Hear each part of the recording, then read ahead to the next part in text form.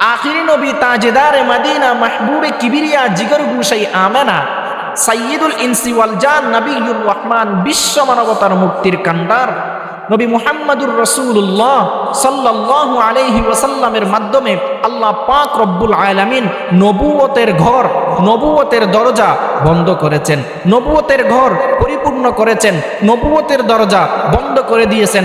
রাসূল সাল্লাল্লাহু আলাইহি ওয়াসাল্লামের পরে আর কোন নবী আসবে না।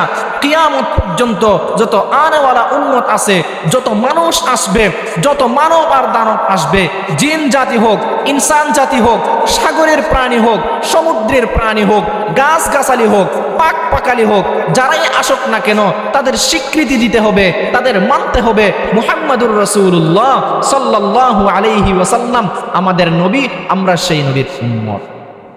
এটা আমাদের মানতে হবে। আকীদার ক্ষেত্রে কাউকে ছাড় দেওয়া যাবে না। এইগুলো জানার জন্য কি করতে হবে? দ্বীনি ইলম অর্জন করতে হবে, দ্বীনি ইলম অর্জন করতে হবে।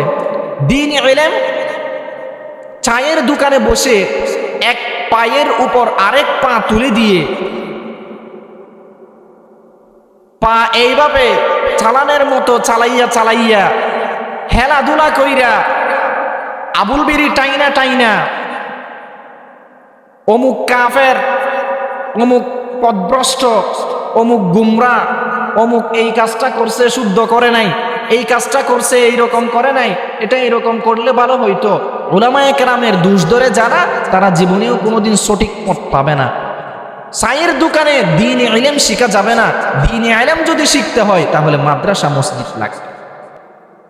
এক কথাই বলতে গেলে যেই মাদ্রাসাতে, যেই জায়গাতে দ্বীনি ইলম পড়ানো হয় সেই জায়গাতে গিয়ে দ্বীনি ইলম পড়তে হবে। বলে দ্বীনি ইলম পড়লে লাভ কি? বলবো ইনশাআল্লাহ। তবে এতটুকুই বলি, দ্বীনি ইলম পড়লে আপনি সরাসরি জান্নাতে যাবেন। সুবহানাল্লাহ। मायूस न हो अहले ज़मी अपने खता से, मायूस न हो अहले ज़मी अपने खता से, तकदीर बदल जाती है मुज़तर की दुआ से, तकदीर बदल जाती है मुज़तर की दुआ से।